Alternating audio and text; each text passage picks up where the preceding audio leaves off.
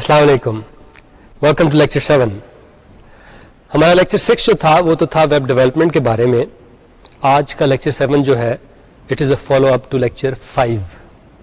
آپ کو یاد ہوگا کہ لیکچر 5 میں ہم نے پی سی کو دیکھا تھا کہ پی سی کے اندر کیا کچھ ہے، لیکن اس سے پہلے ہم نے پی سی کے فرنٹ پہ دیکھا کہ ایک تو سی ڈی روم ایکسیسیبل ہوتی ہے فرنٹ سے، اس کے علاوہ فلاپی ڈرائیو بھی ایکسیسیبل ہوتی ہے، اور اس کے علاوہ کچھ اسے پی سی کو آن آف کرنے کا سوئچ بھی فرنٹ پہ ہی پایا جاتا ہے. پھر ہم نے پی سی کو روٹیٹ کر کے دیکھا تو اس کے پیچھے ہمیں خاصی تعداد میں پورٹس نظر آئیں. ان پورٹس میں پیرل پورٹ بھی تھی، سیریل پورٹس بھی تھی، یو ایس بی بھی تھی، اس کے علاوہ ویڈیو کی پورٹ بھی تھی. ایک ایسی جگہ بھی تھی جہاں پہ آپ ایک نیٹ ورک کنیکشن کو لگا سکیں. اس کے بعد ہم نے یہ کیا تھا کہ اس کو پی سی کو کھول کے دیکھا. اس کے اندر سب سے امیڈیٹلی انٹرسٹنگ چیز جو ہمیں نظر آئی تھی وہ ایک فین نظر آیا تھا، اور وہ فین ایک ہیٹ سنک پہ لگا ہوا تھا، اور وہ ہیٹ سنک جو تھا وہ مائکرو پروسیسر کے اوپر لگا ہوا تھا. اس ہیٹ سنک اور اس فین کا مقصد یہی تھا کہ مائکرو پروسیسر جو اپنے کام کے دوران بہت زیادہ ہیٹ اپ ہو جاتا ہے اس کو کول ڈاؤن کیا جائے، اس کو کول رکھا جائے تاکہ وہ پراپرلی آپریٹ کرتا رہے. اس کے علاوہ ہم دیکھا کہ سسٹم بس بھی تھی اور اس میں کچھ سلاٹس بھی بنی ہوئی تھی، اور ان سلاٹس میں کچھ کارڈز بھی لگے ہوئے تھے. ان میں سے ایک کارڈ تو تھا نیٹ ورک کارڈ، جس کے ذریعے ہم اس کمپیوٹر کو لوکل ایریا نیٹ ورک سے کنیکٹ کرتے تھے. اس کے علاوہ شاید اس میں ایک ویڈیو کارڈ بھی تھا جس کے ذریعے ہم کمپیوٹر سے ویڈیو آؤٹ پٹ لے کے مانیٹر سے کنیکٹ کر سکتے تھے. ہم نے دیکھا کہ کمپیوٹر کے اندر ہمیں ریم بھی نظر آئی، اور ریم کی صرف ایک ہی سلاٹ فلڈ تھی، 2 سلاٹس خالی تھیں. یعنی اس کمپیوٹر میں اتنی کیپیسٹی تھی کہ میں اس میں اور مزید ریم بھی ایڈ کر سکوں. اس میں آلریڈی 256 میگ تھی، لیکن میں اس سے زیادہ بھی اس میں ایڈ کر سکتا تھا. اس کے علاوہ ہم نے یہ بھی دیکھا کہ ایک اور میجر کمپوننٹ جو اس کمپیوٹر کا ہے وہ اس کی پاور سپلائی ہے. اس کے علاوہ ہم نے سی ڈی روم بھی دیکھی، ہارڈ ڈرائیو بھی لگی ہوئی تھی، ہم نے فلاپی کو بھی دیکھا. اس کے علاوہ میں نے آپ کو یہ بھی بتایا کہ میری وش لسٹ کیا ہے کہ اس کمپیوٹر میں فیوچر میں کون سی چیزیں ایڈ کرنا چاہتا ہوں. تو یہ تو تھی بات پی سی کی انسائڈ کی.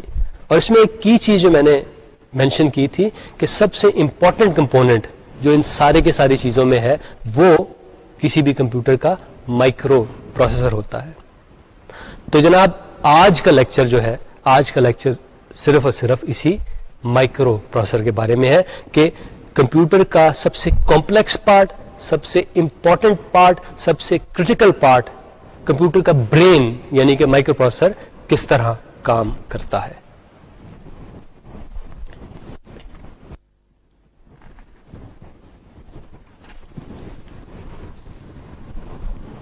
ہمارے آج کے لیکچر کا مقصد ہے کہ ہم دیکھیں کہ مائکرو پروسیسر کیا کیا کام کرتا ہے اور کس طرح کرتا ہے. اس کے لیے ایک چیز جو ہم دیکھیں گے وہ یہ کہ کسی بھی مائکرو پروسیسر کے بلڈنگ بلاکس کیا ہوتے ہیں، کون سے اس کے کمپوننٹس ہوتے ہیں جو مل کے ایک مائکرو پروسیسر بن جاتے ہیں. ان کمپوننٹس میں ہم بات کریں گے بس انٹرفیس یونٹ کی. اس کے علاوہ اس کے اندر جو کیش میموری ایک مائکرو پروسیسر کے اندر ہوتی ہے اس کے بارے میں ڈسکشن کریں گے. انسٹرکشن ڈیکوڈر کی بات ہوگی، ارتھمیٹک لاجک یونٹ کی بات ہوگی، فلوٹنگ پوائنٹ یونٹ کی بات کریں گے، اور آخر میں ہم کنٹرول یونٹ کی بات کریں گے. آج کے اس لیکچر میں ہمارا فوکس جیسے میں نے کہا وہ اس کی چیز پہ ہے کہ جو کسی بھی کمپیوٹر میں ساری کی ساری میتھمیٹیکل کمپیوٹیشنز کرتی ہے، ساری کی ساری ڈیسیجن میکنگ کرتی ہے، سارے کے سارے کنٹرول کے فنکشنز فراہم کرتی ہے. آج کل کے جو state of the art micro processors ہیں، مثلا آپ نے سنا ہوگا پینٹیم ہے، ایتھلون ہے، پاور پی سی ہے، اسپارک مائکرو پروسیسر ہے. یہ بہت ہی کمپلیکس سرکٹس ہیں. ان میں بعض میں tens of millions of transistors ہوتے ہیں. ان کے بارے میں ایک اور بات یہ ہے کہ they work at ultra fast speeds. ان میں سے بعض مائکرو پروسیسر ایک سیکنڈ میں 1 بلین سے زیادہ آپریشنز کر سکتے ہیں. اور یہ سارے کے سارے مائکرو پروسیسر عموماً صرف ایک ہی مٹیریل، ایک ہی مین مٹیریل سے بنے ہوتے ہیں جو کہ ایک سیمی کنڈکٹر ہے، یعنی کہ سلیکان سے بنے ہوتے ہیں. تو مائکرو پروسیسر سلیکون سے بنا ہوا ہے اور یہ ایک انٹیگریٹڈ سرکٹ ہے. انٹیگریٹڈ سرکٹ کے بارے میں شاید آپ کو علم ہوگا. وہ اور کچھ نہیں ہوتا, وہ بہت سارے الیکٹرانک کمپوننٹس کا مجموعہ ہوتا ہے اور وہ سارے کے سارے الیکٹرانک کمپوننٹس بہت ہی چھوٹے چھوٹے چھوٹے ہوتے ہیں. آج کل کے اگر آپ کسی انٹیگریٹڈ سرکٹ کو اٹھا کے دیکھیں تو ہو سکتا ہے وہ خاصا وزنی ہو, لیکن انٹرسٹنگ بات یہ ہے کہ اس وزن میں سے, اس حجم میں سے سب سے زیادہ حصہ اصل انٹیگریٹڈ سرکٹ کا نہیں ہے, بلکہ اس کے پیکیجنگ کا ہے, اس کی پنز کا ہے. یعنی کسی بھی انٹیگریٹڈ سرکٹ میں زیادہ تر اسپیس جو چیز لے رہی ہوتی ہے وہ سلیکن نہیں ہوتی, بلکہ وہ کنیکٹرز ہوتے ہیں اور وہ پیکیجنگ ہوتی ہے جس کے اندر وہ سلیکن کا چھوٹا سا ایک پیس پڑا ہوا ہوتا ہے. اور مزے کی بات یہ ہے کہ اس سلیکن کے چھوٹے سے پیس پہ بہت ہی چھوٹے چھوٹے کمپوننٹ بنے ہوتے ہیں. ان میں سے سب سے چھوٹا کمپوننٹ جو ہے وہ ملینتھ آف اے میٹر اتنا چھوٹا ہوتا ہے, یعنی مائکرونز میں ہوتا ہے, بلکہ آج کل تو سب مائکرون لیول پہ کمپوننٹس بنتے ہیں. اور یہ میں آپ کو بتاتا چلوں کہ آپ کا جو ایک سر پہ بال ہے وہ تقریباً 100 مائکرون کا ہوتا ہے. آج کل جو انٹیگریٹ سرکٹ بن رہے ہیں, اسپیشلی وہ انٹیگریٹ سرکٹس جن سے مائکرو پروسیسر بنتا ہے, ان میں جو سب سے چھوٹی ٹائنی لینس ہے وہ 0.1 مائکرون کے قریب ہے, یعنی آپ کے بال کی وڈتھ سے 1000 گنا کم. تو یہ تو جناب بات ہوئی انٹیگریٹڈ سرکٹس کی. انٹیگریٹڈ سرکٹس میں اسپیشلی وہ سرکٹس جو آج کل کے ماڈرن مائکرو پروسیسر میں یوز ہو رہے ہیں, کس طرح کے کمپوننٹس ہوتے ہیں. اس میں ظاہر ہے کہ ٹرانزسٹرز ہوتے ہیں, اس کے علاوہ ڈائیوڈز ہوتے ہیں, ریزسٹرز, کیپیسٹرز اور وائرنگ بھی ہوتی ہے. کسی بھی انٹیگریٹڈ سرکٹ میں سب سے زیادہ ایریا جو چیز کور کرتی ہے وہ شاید اس کی وائرنگ ہی کور کرتی ہو. یعنی وائرنگ سے مراد وہ کنڈکٹر کے حصے ہیں کہ جو سگنل کو ایک جگہ سے دوسری جگہ پہ لے کے جاتے ہیں. انٹیگریٹڈ سرکٹ میں جو مٹیریل یوز ہوتے ہیں وہ اس میں سب سے امپورٹنٹ تو سلیکون ہی ہے, دا سیمی کنڈکٹر. اس کے علاوہ کچھ کنڈکٹنگ مٹیریل بھی یوز ہوتا ہے. ایک زمانے میں aluminium was quite common in micro processors, لیکن آج کل کاپر کا دور ہے. تو آج کل ان مائکرو پروسیسرز کو بنانے کے لیے جو وائرز ہیں اس کے اندر, جو کنڈکٹنگ پارٹس ہیں اس کے اندر, وہ کاپر سے بنے ہوتے ہیں. اس کے علاوہ کچھ انسولیٹنگ مٹیریل بھی کسی بھی مائکرو پروسیسر یا کسی بھی انٹیگریٹڈ سرکٹ میں آپ کو چاہیے ہوتا ہے. تو the insulating material used in these modern integrated circuits is silicon dioxide. تو 3 مین مٹیریلز ہیں, ایک سلیکن, ایک کاپر اور ایک سلیکن ڈائی آکسائڈ. اچھا, مائکرو پروسیسر کی تو ہم نے بات کر لی. ایک اور چیز بھی ہوتی ہے جسے ہم کہتے ہیں مائکرو پروسیسر سسٹم. آپ کے خیال میں ایک مائکرو پروسیسر سسٹم کیا ہوتا ہے؟ ایک مائکرو پروسیسر سسٹم جو ہے وہ ایک مائکرو پروسیسر مختلف ہوتا ہے.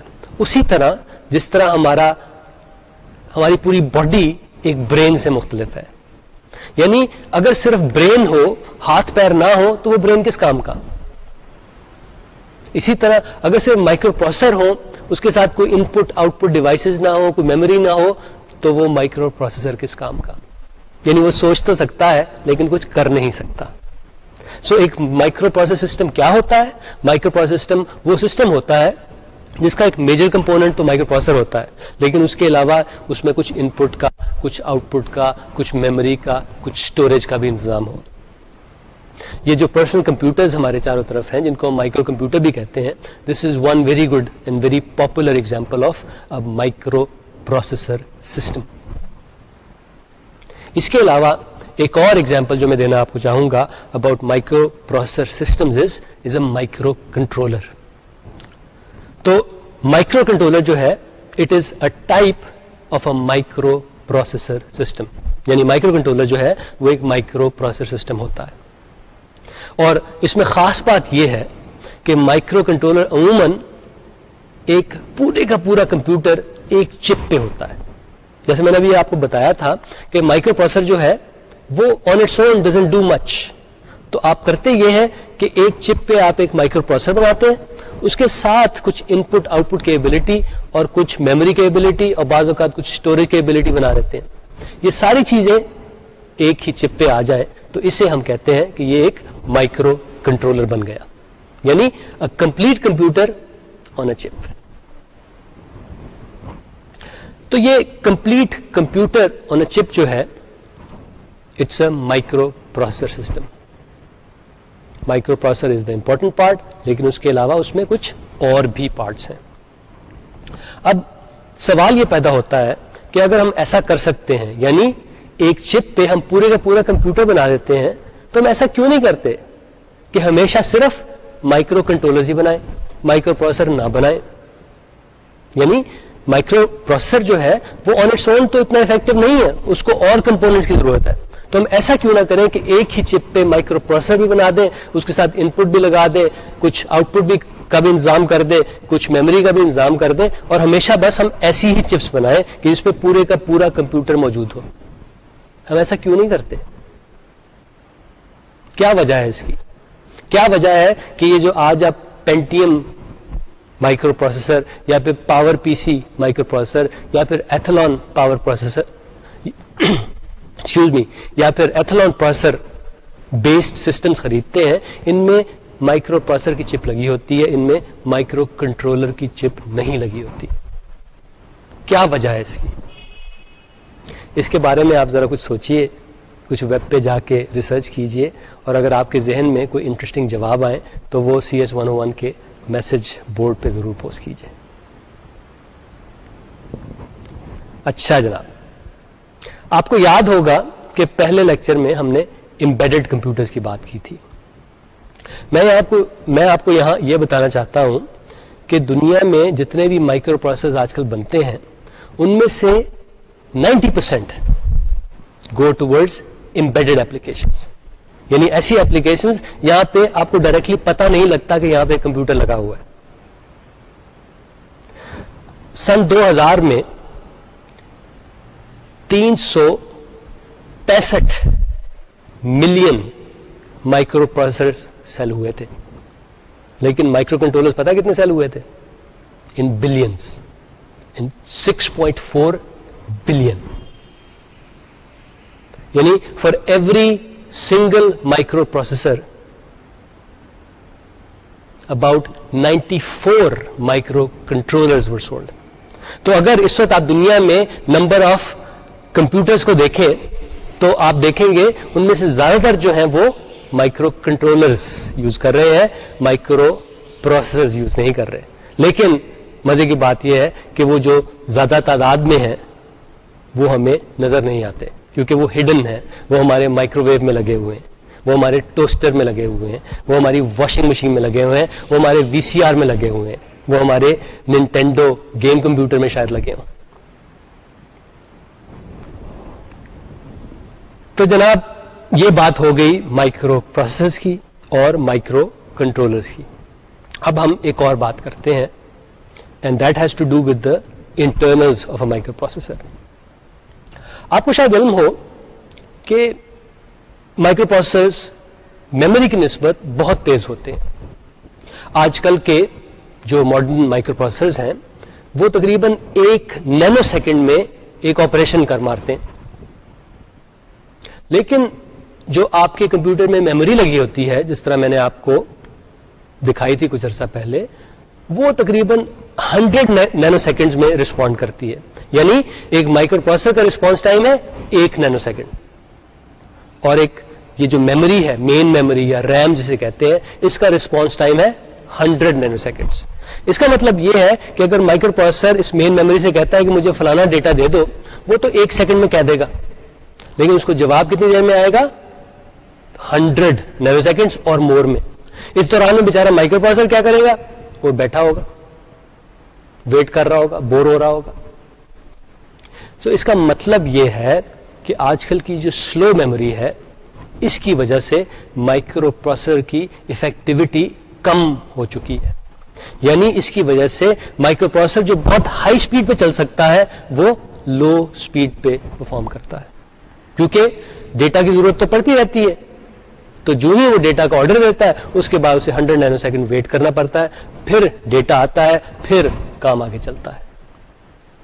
اس سے جیسے میں نے بتایا کہ مائکرو پروسیسر کا ٹائم بھی ویسٹ ہوتا ہے اور بلا وجہ پاور بھی ویسٹ ہو رہی ہوتی ہے. Again the problem is memory is much slower as compared to the microprocessor. microprocessor نے اگر پوری افیکٹولی کام کرنا ہے, اپنی ہائی پرفارمنس دکھانی ہے, تو ہمیں کوئی ایسا طریقہ سوچنا ہوگا جس کے ذریعے اس کو کوئکلی میموری سے ایکسس ہو, یعنی جلد سے جلد وہ میموری سے ڈیٹا کھینچ سکے. اب یہ بتائیے کہ کیا آپ کے ذہن میں کوئی ایسی اسکیم آتی ہے جس کے ذریعے مائکرو پروسیسر بیٹھا ویٹ نہ کرتا رہے, اس کو جلد سے جلد بہت کوئکلی بہت ہائی سپیڈ پہ ڈیٹا اویلیبل ہو جائے؟ تو کیا سولوشن آیا آپ کے ذہن میں؟ جی ہاں, ایک پاسبل سولوشن یہ ہے کہ ہم ایسی میموری یوز کریں کہ جو مائکرو پروسیسر کی سپیڈ پہ کام کرتی ہو. یعنی اگر مائکرو پروسیسر جو ہے تقریباً 1 نینو سیکنڈ میں رسپونڈ کرتا ہے تو ہم ایسی میموری یوز کریں جو کہ 1 نینو سیکنڈ میں رسپونڈ کرتی ہو. تو جناب ایسی میموری ایگزسٹ تو کرتی ہے, لیکن اس کا ایک پرابلم ہے, وہ یہ کہ وہ بہت مہنگی ہے. میں نے آپ کو بتایا تھا کہ میرے گھر پہ جو پی سی ہے اس میں تقریباً 256 میگ میموری ہے. اگر میں اس کو بہت ہائی سپیڈ ریم سے ریپلیس کروں تو ہو سکتا ہے کہ اتنے پیسوں میں تقریباً 2.5 کے میموری آئے. سو ایشو, یہ جو سولوشن ہم نے پرپوز کیا, the key issue with that solution is it's too expensive. ہم ایسا نہیں کر سکتے کہ ہائی سپیڈ ریم ہر کمپیوٹر میں یوز کرنا شروع کر دیں, کیونکہ ویری ہائی سپیڈ ریم یعنی جس کا رسپانس ٹائم تقریباً 1 نینو سیکنڈ میں ہو, وہ بہت قیمتی, بہت مہنگی ہے. وہ ایگزسٹ کرتی ہے لیکن وہ بہت زیادہ مہنگی ہے. تو جناب یہ سولوشن جو تھا ہمارا کہ ہم بہت ساری مین میموری جو ہے اس کو 1 نینو سیکنڈ کے رسپانس ٹائم پہ لے آئیں, یہ بہت ایکسپینسو ہے. میں آپ کو ایک آلٹرنیٹ سولوشن بتاتا ہوں. ہم کرتے ایسا ہے کہ مائکرو پروسیسر کے پاس ہی, اسی چپ پہ مائکرو پروسیسر کے پاس ہی ہم تھوڑی سی بہت ہائی سپیڈ میموری رکھ دیتے ہیں, یعنی 1 نینو سیکنڈ رسپانس ٹائم کی میموری رکھ دیتے ہیں. اس کا فائدہ کیا ہوگا؟ اس کا فائدہ یہ ہوگا کہ ڈیٹا اسی سپیڈ پہ اویلیبل ہوگا جس سپیڈ پہ مائکرو پروسیسر کام کرتا ہے. لیکن اس سولوشن کو افیکٹو بنانے کے لیے, اس کا زیادہ سے زیادہ فائدہ لینے کے لیے ہمیں یہ کرنا پڑے گا کہ وہ تھوڑی سی جو میموری ہم نے مائکرو پروسیسر کے پاس رکھی ہے اس میں ہمیشہ ویسا ڈیٹا, ویسی انسٹرکشن ہونی چاہیے جس کی مائکرو پروسیسر کو اکثر ضرورت پڑتی رہتی ہے. تو فرض کریں کہ ہم وہ میموری ایسی بناتے ہیں, اس کو ہم اس طرح ڈیزائن کرتے ہیں, اس کے ارد گرد کی چیزوں کو ایسے ڈیزائن کرتے ہیں کہ اس میں ڈیٹا اور انسٹرکشن جو موجود ہوتی ہیں وہ ایسی ہوتی ہیں کہ 90% of the time micro processor کو بس انہی چیزوں کی ضرورت ہوتی ہے. اگر ہم ایسا ڈیزائن کر سکیں تو کیا ہوگا؟ اس کا فائدہ یہ ہوگا کہ 90% of the time micro processor کو اپنی چپ کے باہر سے ڈیٹا یا انسٹرکشن نہیں لانی پڑیں گی, وہ اپنے پاس ہی جو اس کی میموری پڑی ہے, ہائی سپیڈ میموری پڑی ہے, اس سے وہ ڈیٹا, وہ انسٹرکشن لے سکے گا. So 90% of the time the microprocessor will be working at its full speed, کیونکہ اسے ویٹ نہیں کرنا پڑے گا. تو جناب یہ سولوشن جو میں نے پرپوز کیا کہ مائکرو پروسیسر کے پاس تھوڑی سی ہائی سپیڈ میموری رکھ دی جائے, اس کا سب سے بڑا ایڈوانٹیج یہ ہے کہ ہم صرف تھوڑی سی ہائی سپیڈ میموری یوز کر رہے ہیں جس کی قیمت اتنی زیادہ نہیں, لیکن اس کے وجہ سے ہمیں ایڈوانٹیج بہت زیادہ ہو رہا ہے. تو یہ جو ہم تھوڑی سی سپر فاسٹ میموری اسی چپ پہ رکھ دیتے ہیں جس پہ مائکرو پروسیسر ہے, اس کو ہم کہتے ہیں آن چپ کیش میموری. آن چپ کیش میموری. اور ہم بقیہ سسٹم اس طرح ڈیزائن کرتے ہیں کہ اس کیش میموری میں ہمیشہ وہ جو فریکوینٹلی یوز ڈیٹا یا انسٹرکشنز ہوتی ہیں وہ ہمیشہ اسی میں ریزائڈ کرتی ہیں, تاکہ اکثر اوقات مائکرو پروسیسر کو صرف کیش میں سے ہی ڈیٹا, صرف کیش میں ہی سے انسٹرکشن مل جائے, اسے باہر نہ دیکھنا پڑے. تو ہوتا یہ ہے اصل میں کہ جب بھی مائکرو پروسیسر کو ڈیٹا یا انسٹرکشن کی ضرورت ہوتی ہے وہ سب سے پہلے کیش میں چیک کرتا ہے. اگر وہ ریکوائرڈ ڈیٹا وہ ریکوائرڈ انسٹرکشن وہاں سے موجود ہو وہاں سے پکڑ لیتا ہے. اگر نہ ہو تب وہ جا کے مین میموری میں دیکھتا ہے کہ بھائی وہاں تو وہ چیزیں موجود نہیں ہیں. سو اگر ہم ایسا کر سکیں, اگر ہم ایسا ایک الگوریتھم بنا سکیں جس کے ذریعے فریکوینٹلی یوزڈ ڈیٹا اور انسٹرکشن جو ہے کیش میں موجود ہو, اس کی وجہ سے آپ کا مائکرو پروسیسر جو ہے وہ بہت افیکٹو ہو جائے گا, اس کی پرفارمنس بہت بہتر ہو جائے گی.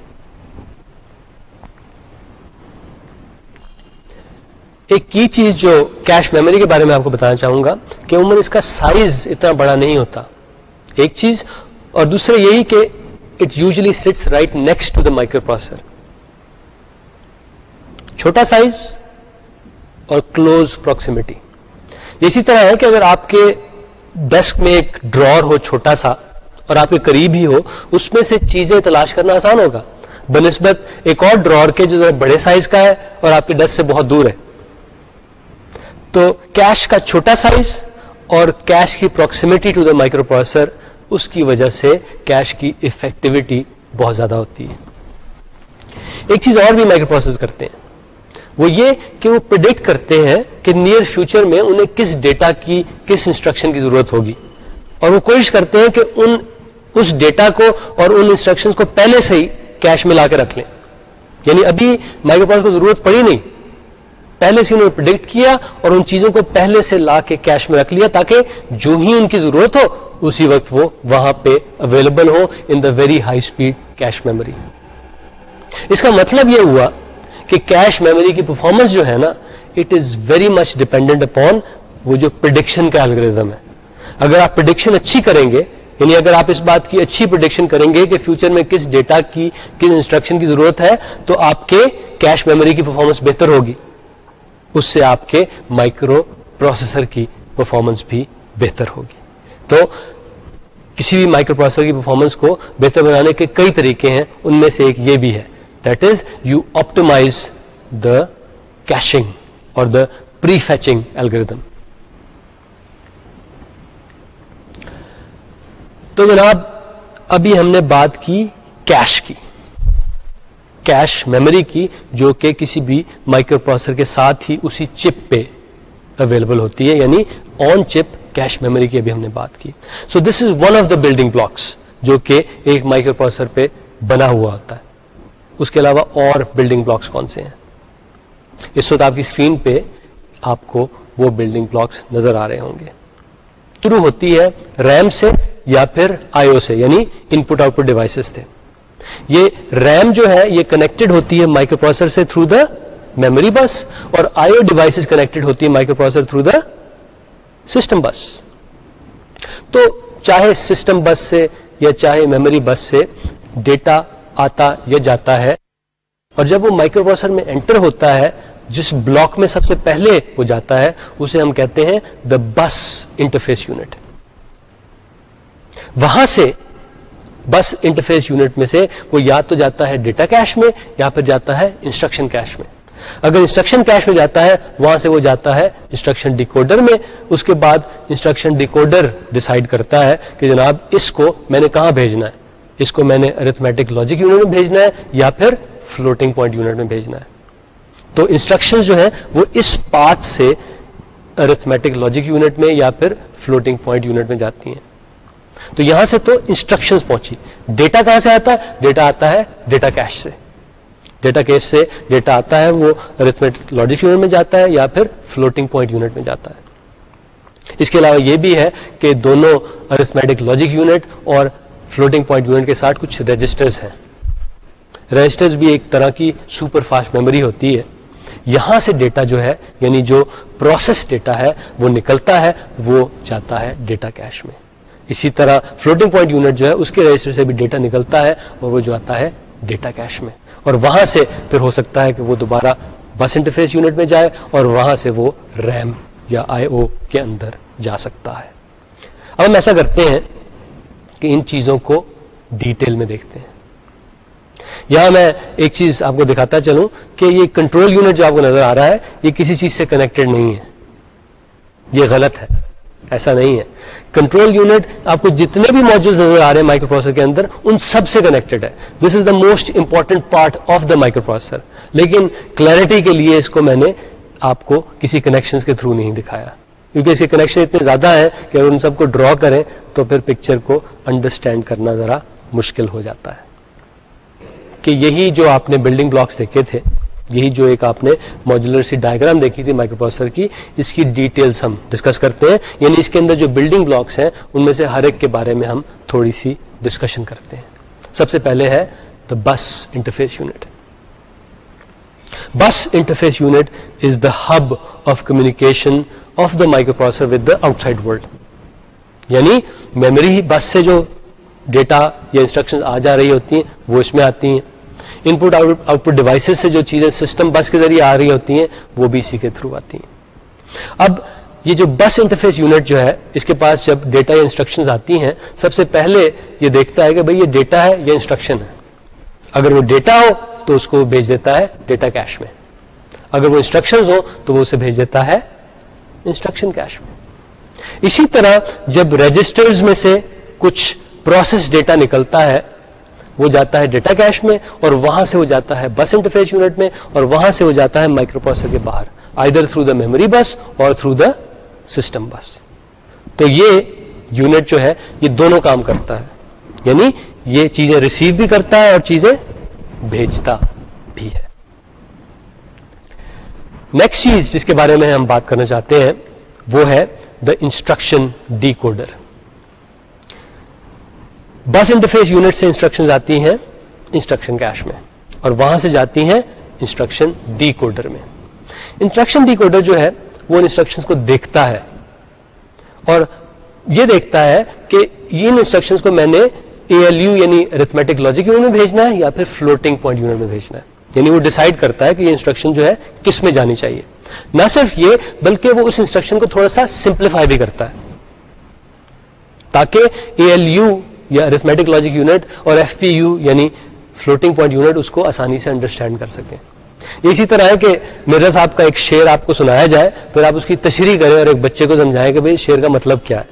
سو یہ انسٹرکشن ڈیکوڈر ایگزیکٹلی وہی کرتا ہے. یعنی یہ انسٹرکشنز کی تشریح کرتا ہے, ان کو کمپلیکس انسٹرکشن سے سمپلر انسٹرکشنز میں کنورٹ کر کے یا ALU کو یا پھر FPU کو بھیج دیتا ہے. تو انسٹرکشن ڈیکوڈر کے دو کام, ایک یہ کہ انسٹرکشنز کو ریسیو کر کے ان کو دیکھنا کہ یہ کدھر جانی ہے, اور دوسرا کام یہ ہے کہ ان کو سمپلیفائی کرنا, ان کو ٹرانسلیٹ کرنا ذرا سمپل فارم میں تاکہ ALU اور FPU اسے انڈرسٹینڈ کر سکیں. نیکسٹ کمپوننٹ جو ہم نے دیکھا وہ تھا دا ALU اور دا ارتھمیٹک لاجک یونٹ. اس کو انٹیجر یونٹ بھی کہا جاتا ہے. یہاں پہ کسی بھی مائکرو پروسیسر کی زیادہ تر کمپیوٹیشن جو ہیں وہ ٹیک پلیس ہوتی ہیں. اس میں سمپل میتھمیٹکس بھی ہوتا ہے, سمپل انٹیجر میتھمیٹکس یعنی ایڈ, سبٹریکٹ, ڈیوائڈ, ملٹیپلائی. یہاں پہ کمپیریزنز بھی ہوتے ہیں, یعنی A is greater than B, اس ٹائپ کے کمپیریزن, یا پھر A is less then B. اس کے علاوہ اس میں لاجیکل آپریشنز بھی ہوتے ہیں, یعنی اگر آپ نے A کو B سے اینڈ کرنا ہو یا پھر اور کرنا ہو تو that operation takes place in the ALU. سو تین طرح کے آپریشنز ALU میں ہوتے ہیں, ارتھمیٹک, کمپیریٹو اینڈ لاجیکل. شروع میں جو مائکرو پروسیسر تھے ان میں تو بس ALU ہوتا تھا. آج کل کے مائکرو پروسیسر میں FPU بھی ہوتا ہے. نہ صرف یہ, آج کل کے مائکرو پروسیسر میں ملٹیپل ALUs بھی ہوتے ہیں. اگر آپ ایک پینٹیم 4 خریدیں یا پھر ایک پاور PC خریدیں تو آپ دیکھیں گے اس میں دو ALUs ہیں. بیک وقت 2 ارتھمیٹک لاجک یونٹس ان دونوں مائکرو پروسیسر میں اویلیبل ہیں. اس سے فائدہ کیا ہوتا ہے؟ اس سے فائدہ یہ ہے کہ 2 انسٹرکشنز بیک وقت کمپیوٹ ہو سکتی ہیں. تو اس سے یعنی ان اے وے کمپیوٹر کی کمپیوٹیشن کی کیپیسٹی ڈبل ہو جاتی ہے because they are 2 computation units. ایک اور کمپیوٹیشن یونٹ جو تقریباً تمام ماڈرن مائکرو پروسیسر میں پایا جاتا ہے that is the floating point unit. اس سے نیومیرک یونٹ بھی کہتے ہیں. इंटीजर यूनिट के बारे में या ALU के बारे में हमने आपको बताया कि वो इंटीजर्स को डील करता है, यानी होल नंबर्स के साथ सिर्फ डील करता है. तो फ्लोटिंग पॉइंट यूनिट क्या करता है? ये फ्लोटिंग पॉइंट नंबर्स को डील करता है. फ्लोटिंग पॉइंट नंबर्स के बारे में आपने सुना होगा, ये ऐसे नंबर्स होते हैं जिसमें डेसिमल हो. इंटीजर्स में डेसिमल नहीं होता, होल नंबर्स में डेसिमल नहीं होता, फ्रैक्शंस नहीं होती. सो फ्लोटिंग पॉइंट नंबर्स में क्या होता है? फ्रैक्शन होती हैं. और एक और फायदा जो फ्लोटिंग पॉइंट नंबर्स का है कि इनके जरिए बहुत बड़े ह्यूज नंबर्स को या फिर बहुत ही छोटे, बहुत ही टाइनी नंबरों को रिप्रेजेंट करना इन अ कॉम्पैक्ट फॉर्म इज इजी. क्योंकि इसमें आप चीजों को स्टोर करते हैं कि पहले आप नंबर लिखते हैं टाइम्स 10 रेज़ टू पावर. तो उसकी मदद से या तो अगर वो 10 की पावर पॉजिटिव है तो you can store very very large numbers in a compact form. अगर 10 की पावर नेगेटिव है तो उसके जरिए you can store very very small fractional numbers in a very very compact form. ये जो FPU है ये क्या काम करता है? ये फ्लोटिंग पॉइंट नंबर से डील करता है. यानी अगर फ्लोटिंग पॉइंट नंबर्स को आपने मल्टीप्लाई करना हो, उनको डिवाइड करना हो, ऐड करना हो, सब्ट्रैक्ट करना हो, तो वो काम इस FPU के जरिए किया जाता है. ये FPUs जो हैं ये बहुत इंपॉर्टेंट है, specially when you are doing graphics calculations, या फिर आपको इंजीनियरिंग की सॉफ्टवेयर बना रहे हैं या कुछ साइंटिफिक सॉफ्टवेयर बना रहे हैं.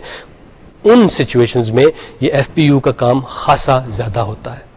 और आजकल के कंप्यूटर्स जो हैं उन सब के ग्राफिकल इंटरफेसेस होते हैं, उन पे एप्लीकेशंस जो आ रही हैं वो भी खासी ग्राफिकल इन नेचर है. तो इसलिए FPU का रोल जो है वक्त के साथ साथ बढ़ता जा रहा है. एक चीज मैं आपको बताना चलूं कि जो ALU है वो सारे काम कर सकता है जो FPU कर सकता है. ALU के जरिए भी मैं फ्लोटिंग पॉइंट नंबर्स को हैंडल कर सकता हूं, लेकिन जो काम FPU एक साइकिल में करेगा हो सकता है कि ALU वही काम 100 साइकिल्स में करे.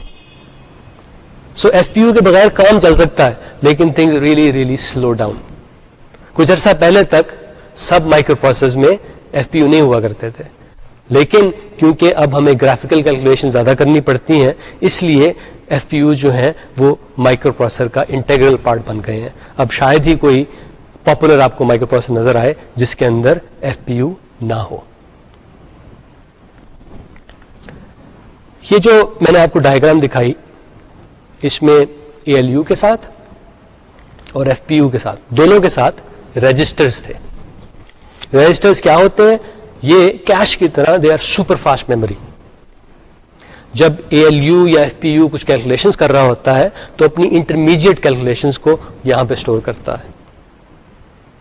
ऐसी कैलकुलेशन के रिजल्ट्स, जिन रिजल्ट्स की आपको थोड़ी देर के बाद जरूरत पड़ेगी, तो बजाय इसके कि आप उसे मेमोरी में लिखें, आप उसे रजिस्टर में स्टोर कर देते हैं ताकि बवक्त जरूरत उनको एक्सेस करने में आसानी हो. एक चीज तो ये. दूसरे ये कि रजिस्टर्स एक और काम भी करते हैं. वो ये कि जब आपकी कंप्यूटेशन खत्म हो चुकी होती है, यानी जब आपने किसी डेटा को प्रोसेस करना था और वो प्रोसेस हो चुका होता है, तो इन रजिस्टर से वो प्रोसेस डेटा निकलता है, वो जाता है डेटा कैश में, और डेटा कैश से वो जाता है बस इंटरफेस यूनिट में, और वहां से फिर वो बाहर निकलता है, या तो मेमोरी बस के जरिए मेमोरी में जाता है, या फिर IO बस के जरिए, या फिर सिस्टम बस के जरिए वो इनपुट या आउटपुट डिवाइसेस के पास जाता है. सो रजिस्टर्स के दो काम हो गए, यानी एक तो ये कि इंटरमीडिएट रिजल्ट्स को स्टोर करना, और दूसरा प्रोसेस डेटा को बाहर निकालना. आखिरी चीज जिसको मैंने आपको दिखाया था विदाउट एनी कनेक्शंस, लेकिन मैंने ये कहा था कि it is connected to everything, is the control unit. Control unit जनाब किसी भी माइक्रो प्रोसेसर का ब्रेन होता है, उसका हार्ट होता है, उसका सबसे इंपॉर्टेंट सब एलिमेंट होता है. कंट्रोल यूनिट उसी तरह होता है जिस तरह मैदान जंग में एक फील्ड मार्शल या एक जनरल होता है. Control unit controls everything. अगर कुछ इंस्ट्रक्शंस आनी है तो कंट्रोल यूनिट उसका ऑर्डर जारी करता है. कुछ डेटा मंगवाना है तो कंट्रोल यूनिट उसका ऑर्डर जारी करता है. अगर कोई डेटा स्टोर करना है तो कंट्रोल यूनिट उसका ऑर्डर जारी करता है. कंट्रोल यूनिट ये सारे के सारे काम करता है. The most important and probably the most complex element of any microprocessor is the control unit. एक दफा फिर میں اسی تصویر کی طرف آپ کو ریفر کروں گا کہ میموری بس کے ذریعے یا پھر سسٹم بس کے ذریعے ڈیٹا اور انسٹرکشنز آتی ہیں، آ کے بیٹھتی ہیں سب سے پہلے وہ بس انٹرفیس یونٹ میں. یعنی پہلا موڈیول، پہلا کمپوننٹ جو وہ دیکھتی ہیں کسی بھی مائکرو پروسیسر میں، وہ کیا ہوتا ہے؟ بس انٹرفیس یونٹ. یہاں سے چیزیں سپلٹ ہو جاتی ہیں، انسٹرکشن چلی جاتی ہیں انسٹرکشن کیش میں، ڈیٹا چلا جاتا ہے ڈیٹا کیش میں. انسٹرکشن کیش سے انسٹرکشن جاتی ہیں انسٹرکشن ڈیکوڈر میں. وہاں پہ انسٹرکشن ڈیکوڈر ڈیسائیڈ کرتا ہے کہ میں نے یہ انسٹرکشن کس کو ایشو کرنی ہے، ALU کو یا FPU کو، اور یہ بھی کہ ان انسٹرکشن کو ذرا سمپلیفائی کرتا ہے، ایسی لینگویج میں ٹرانسلیٹ کرتا ہے کہ جو ALU انڈرسٹینڈ کر سکے یا پھر FPU انڈرسٹینڈ کر سکے. اب انسٹرکشنز کو پہ کام کرنے کے لیے دونوں ALU اور FPU ہیں، انہیں کچھ ڈیٹا بھی چاہیے، تو وہ ڈیٹا آ جاتا ہے ڈیٹا کیش سے. اپنی کمپٹیشنز کے دوران یہ ALU اور FPU جو ہے اپنی انٹرمیڈیٹ ریزلٹس کو سٹور کرتے ہیں رجسٹرز میں. جب پروسیسنگ ہو جاتی ہے، یعنی جب ڈیٹا پروسیس ہو جاتا ہے، تو انہی رجسٹر سے وہ ڈیٹا نکلتا ہے اور جاتا ہے ڈیٹا کیش میں، اور وہاں سے وہ جاتا ہے بس انٹرفیس یونٹ میں، اور وہاں سے وہ باہر نکل جاتا ہے مائکرو پروسیسر سے. Either it goes to the main memory through the memory bus, or it goes to one of the IO devices through the system bus. So this is the process by which a microprocessor does the computations. ابھی تو ہم نے بات کی micro processor کے structure کی کہ یہ بنا کیسے ہوا ہے. اب ہم بات کرتے ہیں مائکرو پروسیسر کی لینگویج کی. The language that a microprocessor converses in. وہ کیا ہوتی ہے؟ اس لینگویج کو ہم کہتے ہیں the instruction set. Instruction set کیا ہوتا ہے؟ It is a language of a microprocessor. یعنی اس لینگویج کے ذریعے میں مائکرو پروسیسر کو بتا سکتا ہوں کہ بھائی تم نے کیا کرنا ہے. اگر میں مائکرو پروسیسر کو کہوں کہ بھائی جان یہ 2 نمبر ایڈ کر دیں، it won't understand that. It needs a more structured way of communication. تو انسٹرکشن سیٹ جو ہے اس اسٹرکچرڈ وے کو ڈسکرائب کرتا ہے، اس کو ڈیفائن کرتا ہے. انسٹرکشن سیٹ میں وہ کمانڈز ہوتی ہیں جو کہ ایک مائکرو پروسیسر انڈرسٹینڈ کر سکتا ہے اور ایگزیکیوٹ کر سکتا ہے. یہ انسٹرکشن جو ہیں یہ بڑی سادی سی، سمپل مائنڈیڈ سی ہوتی ہیں، اتنی کمپلیکس عموماً نہیں ہوتی. خاصی انسٹرکشن جو آج کل کے مائکرو پروسیسرز کی ہیں وہ تقریباً 1 یا 2 سائیکل میں ایگزیکیوٹ ہو جاتی ہیں. ایک اور بات یہ کہ مختلف مائکرو پروسیسر جو ہیں ان کے انسٹرکشن سیٹ خاصے مختلف ہیں. مثلا پاور پی سی کا انسٹرکشن سیٹ جو ہے وہ مختلف ہے compare to the Pentium instruction set. ایک چیز اور کہ اگر میں آپ سے یہ سوال پوچھوں کہ یہ ایک مائکرو پروسیسر ہے، اس کا انسٹرکشن سیٹ ذرا بڑا ہے، اس میں زیادہ انسٹرکشنز پاسبل ہیں، اس میں زیادہ پاسبل کمانڈز ہیں، اور یہ انسٹرکشن سیٹ ذرا چھوٹا سا سمپل سا ہے، اس میں تھوڑی سی کمانڈز ہیں. ان میں سے یعنی یہ جو چھوٹا سا سادہ سا ہے اور یہ بڑا سا کمپلیکس انسٹرکشن سیٹ ہے، ان میں سے بہتر کون سا ہے؟ Which one is better? A complex instruction set is better or a simple instruction set is better? کیا خیال ہے آپ کا؟ آپ کہہ رہے ہیں کہ جناب کمپلیکس انسٹرکشن سیٹ بیٹر. اس کا ایک نقصان ہے.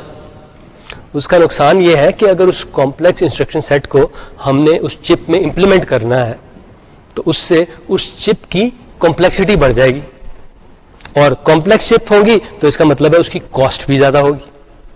سو کمپلیکس انسٹرکشن سیٹ کا مطلب یہ ہے کہ آپ کی چپ مہنگی ہو جائے گی. اس کا فائدہ بھی ہے. اس کا فائدہ یہ ہے کہ اس چپ کے لیے جو آپ پروگرام رکھیں گے وہ اتنے لمبے نہیں ہوں گے، کیونکہ آپ کو سادی انسٹرکشن نہیں، آپ you can even use complex instructions. تو فائدہ یہ ہے کہ پروگرام ذرا آسان ہوں گے لکھنا. نقصان یہ ہے کہ آپ کی چپ ذرا مہنگی ہوگی، چپ ذرا کمپلیکس ہوگی. اور کمپلیکسٹی کا ایک اور نقصان ہوتا ہے کہ اگر آپ نے کمپلیکس چپ بنانی ہو اور اس کے بعد آپ اسے آپٹیمائز کرنا چاہیں، اس کو بہتر بنانا چاہیں، دیٹس ڈیفیکلٹ. اگر ایک سمپل چپ ہو اس کو آپٹیمائز کرنا، اس کو بہتر بنانا آسان ہے. تو میری پرسنل چوائس یہ ہوگی کہ میں کمپلیکس انسٹرکشن سیٹ نہ رکھوں. I will prefer a simplified instruction set. اس کا فائدہ یہ ہوگا کہ میری چپ سمپل ہوگی، سستی ہوگی، اور اس کو آپٹیمائز کرنا آسان ہوگا، اس کو بہتر بنانا آسان ہوگا. نقصان یہی ہے کہ میرے پروگرام تھوڑے سے لمبے ہو جائیں گے, لیکن it's a choice that every designer has to make. میری چوائس سمپلسٹی کی طرف ہی ہوگی. آپ کو یاد ہوگا کہ شاید دوسرے لیکچر میں ہم نے بات کی تھی انٹل 4004 کی, the very first microprocessor made by Intel corporation. اس مائکرو پروسیسر کی داستان بڑی انٹرسٹنگ ہے. ہوا یہ تھا کہ جاپان کی ایک کیلکولیٹر مینوفیکچرنگ کمپنی تھی بزیکوم. انہوں نے کسی طرح انٹل کے بارے میں معلوم کیا اور پھر انہوں نے کہا کہ جناب ہم کچھ نئے کیلکولیٹرز بنا رہے ہیں, اس کے لیے ہمیں یہ 16 چپس چاہیے. آپ یہ 16 چپس بنا دیں. مثلا ایک چپ ایسی تھی کہ جو کی بورڈ کو کیلکولیٹر سے انٹرفیس کرتی تھی, ایک چپ ایسی تھی جو کہ اس کی جو مین پروسیسنگ تھی اس کو اس کے ڈسپلے سے ملاتی تھی. تو بڑی سادی سی 16 چپس انہوں نے کہا ہمیں ڈیزائن کر دیں. اس زمانے میں انٹل ایک چھوٹی سی کمپنی تھی, وہ صرف میموری وغیرہ بنایا کرتے تھے. They were not really into processing, یا پھر جسے کہتے ہیں نا لاجک سرکٹس میں نہیں تھے. They were more into the memory circuits. Intel چھوٹی سی کمپنی تھی, ان کے پاس لوگ بھی تھوڑے سے تھے. جب ان کو یہ 16 چپس کے بارے میں بتایا گیا ان کے تو ہاتھ پیر پھول گئے کہ یہ ہم کیسے کریں گے, ہمارے پاس تو اتنے لوگ نہیں جو اتنا کام کر سکیں. تو جناب ضرورت ایجاد کی ماں ہے. وہاں پہ ایک بڑے اسمارٹ سے آدمی تھے, ٹیڈ ہاف صاحب. انہوں نے سوچا کیوں نہ ان 16 کی 16 چپس کو ایک ہی چپ کی صورت میں بنا دیا جائے. And that's how the microprocessor was born. The microprocessor was born to fulfil a particular business need. یعنی بزیکوم کو جو چاہیے تھا اس نیڈ کو فلفل کرنے کے لیے مائکرو پروسیسر ڈیزائن کیا گیا تھا. لیکن بعد میں انٹل نے ریئلائز کیا کہ یار اس چپ کے تو بہت فائدے, اور اس کے بعد سے انٹل کی مائکرو پروسیسر کی سٹوری شروع ہو گئی. By the way Busicom never made those calculators. In fact that company closed down after a while. لیکن انٹل نے ایک اسمارٹ چیز یہ کی تھی کہ بزیکوم سے لائسنس لے لیا تھا اس چپ کا, تو اس کی وجہ سے they were able to sell the same chip to other people other than Busicom. Intel 4004 کے بارے میں نے آپ کو بتایا تھا کہ یہ 1971 میں انٹروڈیوس ہوئی تھی. اس میں زیادہ نہیں 2,2500 ٹرانزسٹر تھے. یہ 108 کلو ہرٹز کی فریکوینسی پہ کام کرتا تھا اور تقریباً 60,000 آپریشنز ایک سیکنڈ میں یہ پروسیسر کرتا تھا. اس کی صرف 16 پنیں تھیں. یہ جو مائکرو پروسیسر بنایا گیا تھا it was used using the 10 micron process. یعنی اس میں جو سب سے چھوٹی چیزیں بنی تھیں وہ تقریباً 10 مائکرونز کی تھیں, یعنی ہیومن ہیئر سے تقریباً 1/10 وڈتھ کی تھی. یہ تھا تو چھوٹا سا پیس آف سلیکن, میرے خیال میں یہ تھا 1/6 انچز ٹائمز 1/8 انچز, چھوٹا سا تھا, لیکن اٹ واز ویری پاورفل. اس میں تقریباً اتنی ہی کیپبلٹی تھی جتنی کہ اینیاک میں تھی. اینیاک میں آپ کو یاد ہوگا کتنے 16,000 یا شاید 19,000 ٹیوبز تھیں, اور وہ ایک پورے کے پورے بڑے سے کمرے کے اندر فٹ آتا تھا. تو کہاں وہ اتنا بڑا کمپیوٹر اور کہاں یہ چھوٹی سی ناخن سے بھی چھوٹی ایک chip. And as powerful as that as the ENIAC. اس زمانے میں اس چپ کی کاسٹ جو تھی تقریباً $100 یا اس سے کم کی تھی. یہ تو تھا پرانے زمانے کا چیمپئن انٹل 4004. آج کل کے چیمپئن کو دیکھیں تو اگر آج کل کے آپ موسٹ پاپولر مائکرو پروسیسر کو دیکھیں تو آپ کے ذہن میں پینٹیم کا نام آتا ہے, the best selling processor in the world. اگر آج کے پینٹیم میں آپ سب سے زیادہ پاورفل پروسیسر کو دیکھیں تو وہ تقریباً 2.2 گیگا ہرٹز پہ کام کرتا ہے, دا پینٹیم 4 2.2 گیگا ہرٹز ورژن. یہ پروسیسر جو ہے اس میں 55 ملین ٹرانزسٹر ہیں. 4004 میں تھے 2,2500, اس میں 55 ملین ٹرانزسٹرز ہیں. 4004 جو تھا وہ بیک وقت صرف 4 بٹس کو مینیپولیٹ کرتا تھا. یعنی ہم کہتے ہیں کہ اس کی جو ورڈ لینتھ تھی وہ 4 تھی.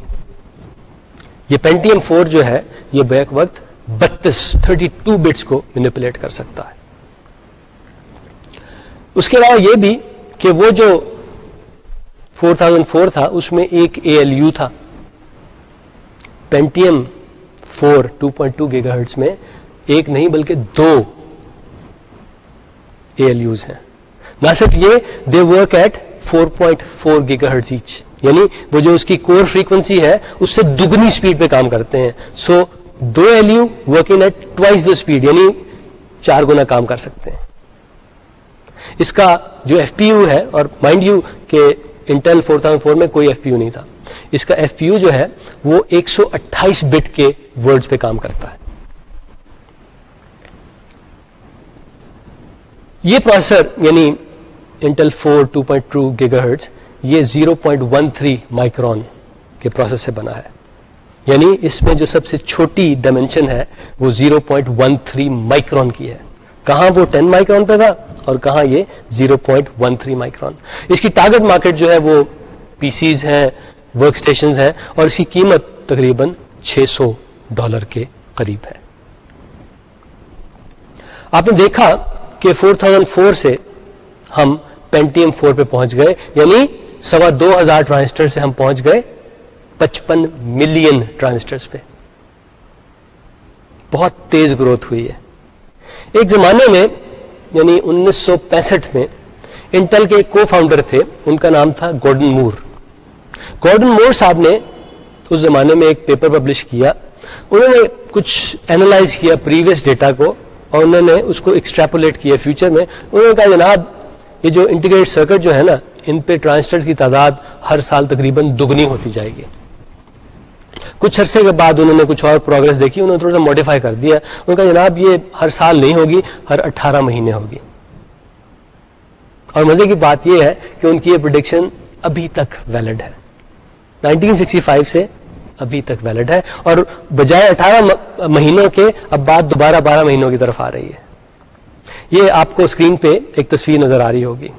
ये इंटेल के प्रोसेसर्स वक्त के साथ साथ जिस तरह उनमें ट्रांजिस्टर्स की तादाद ने ग्रो किया है उसको डिस्प्ले कर रहे हैं. इसमें एक चीज का ख्याल रखिए कि इसका y एक्सिस जो है वो लॉगरिथमिक है. तो although the line seems to be linear, असल में ग्रोथ जो है वो लॉगरिथमिक हो रही है. और आप देख रहे हैं कि आखिर में सन 2000 के करीब आके ग्रोथ जरा और भी तेज हो गई है. सो मोर्स लॉ यही है कि ट्रांजिस्टर की तादाद जो है वक्त के साथ साथ यानी हर 18 महीने से 1 साल तक दुगनी हो जाती है. इससे आप सोच सकते हैं कि फ्यूचर के जो माइक्रो प्रोसेसर्स होंगे, फ्यूचर के जो इंटीग्रेटेड सर्किट्स होंगे वो कितने ज्यादा पावरफुल होंगे. इंटेल 4004 जो है वो बैक वक्त 4 बिट्स पे काम करता था. ये पेंटियम जिसकी हमने बात की है 32 पे करता है. इसका मतलब क्या हुआ? इसका मतलब यह हुआ कि एक साइकिल में शायद ये पेंटियम ज्यादा काम कर सकता है, क्योंकि बैक वक्त ये 32 बिट्स को मैनिपुलेट कर सकता है. आजकल 32 बिट के प्रोसेसर ज्यादा आम है, लेकिन जो लेटेस्ट माइक्रो प्रोसेसर्स हैं वो 64 बिट्स पे काम कर रहे हैं. For example the titanium processor. एक और तरीका जिसके जरिए हम माइक्रो प्रोसेसर्स की पावर को देखते हैं वो है उनकी क्लॉक फ्रीक्वेंसी. इंटेल 4004 जो था वो था 108 किलोहर्ट्ज पे काम करने वाला. आजकल के मॉडर्न माइक्रो प्रोसेसर जो है वो गीगाहर्ट्ज में काम करते हैं. मेगा नहीं, गीगा, यानी 10 to the 9. अब आपके पास अगर 2 प्रोसेसर हो जो तकरीबन एक जैसे हो, बस एक की फ्रीक्वेंसी, एक की क्लॉक फ्रीक्वेंसी दूसरे से दुगनी हो, अगर वो तकरीबन एक जैसे हैं इन ऑल अदर रिस्पेक्ट्स, तो जिसकी क्लॉक फ्रीक्वेंसी दुगनी होगी वो दुगना पावरफुल होगा. लेकिन फर्ज करें इफ दे आर डिफरेंट, अगर आपका 2 प्रोसेसर हैं जिनके मुख्तलिफ डिजाइन है, देन अगर एक की फ्रीक्वेंसी दूसरे दुगनी है, उसका यह मतलब हरगिज नहीं है कि यह दुगनी फ्रीक्वेंसी वाला दुगना पावरफुल होगा. Then it's a matter of design. For example अगर आप आजकल के पावर पीसी प्रोसेसर को लें, उसको कंपेयर करें पेंटियम 4 माइक्रो प्रोसेसर से, तो आप देखेंगे कि पावर पीसी जो है और पेंटियम 4 जो है, अगर इनकी फ्रीक्वेंसी एक ही हो, क्लॉक फ्रीक्वेंसी, तो पावर पीसी ज्यादा कंप्यूटेशंस कर सकता है. इसी तरह एथलॉन प्रोसेसर जो है वो भी पेंटियम की निस्बत ज्यादा पावरफुल है. यानी if they are working at the same frequency, Athlon will perform better, it will do more computations. सो अगर डिजाइन एक जैसा हो then clock frequency is a good indicator of capability. لیکن اگر ڈیزائن مختلف ہو then it depends upon the design. تو دو طریقے جس کے ذریعے آپ کسی بھی کمپیوٹر کو زیادہ پاورفل کسی مائکرو پروسیسر کو زیادہ پاورفل بنا سکتے ہیں وہ میں نے ابھی آپ کو بتایا کہ اس کی ورڈ لینتھ جو ہے اس کو بڑھا دیں یا پھر اس کی کلاک فریکوینسی کو بڑھا دیں.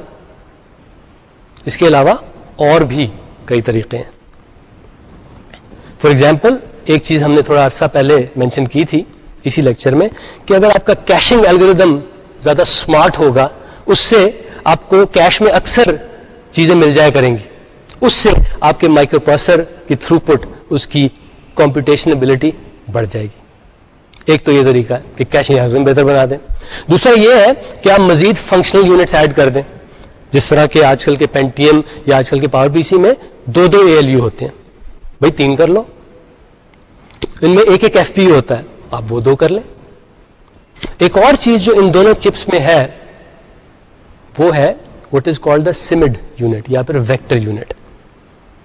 اس کے بارے میں آپ تھوڑی سی ریسرچ کریں اور ہمیں بتائیے کہ یہ ویکٹر یونٹ یا سمڈ یونٹ جو ان دونوں ماڈرن مائکرو پروسیسر میں ہے ان کا کیا رول ہے.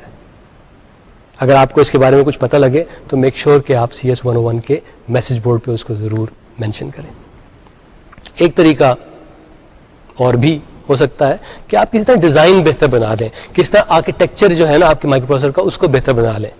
کہ فرض کریں کہ 2-3 کلاک سائیکلز لگتے ہیں ایک انسٹرکشن کو ہینڈل کرنے میں, اگر اس کو 2-3 سے آپ 1-2 کلاک سائیکلز کر لیں, یعنی وہی کام جو آپ 3 سٹیپس میں کر رہے تھے کس طرح اگر آپ اس کو 2 سٹیپس میں کر سکیں اس سے بھی آپ کے مائکرو پروسیسر کی پاور بڑھ جائے گی, اس سے بھی آپ کے مائکرو پروسیسر کی کمپیوٹیشنل ایبلٹی جو ہے وہ بہتر ہو جائے گی. تو جناب آج ہم نے دیکھا کہ مائکرو پروسیسر کس طرح کام کرتے ہیں. ہم نے یہ بھی دیکھا کہ مائکرو پروسیسر کے فنکشنل یونٹس کیا ہوتے ہیں.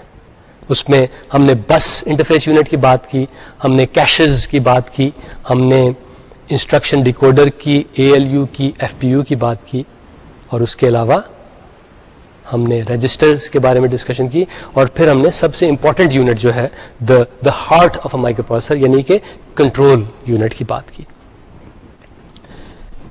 نیکسٹ ٹائم ہم نے تھوڑا سا سبجیکٹ چینج کرنا ہے. نیکسٹ ٹائم ہم نے بائنری نمبرز کے بارے میں اور لاجک آپریشنز کے بارے میں بات کرنی ہے. یہ دونوں چیزیں یعنی بائنری نمبرز آپ کے مائکرو پروسیسر میں یوز ہوتے ہیں, لاجک آپریشنز یہ بھی آپ کے مائکرو پروسیسر میں یوز ہوتے ہیں.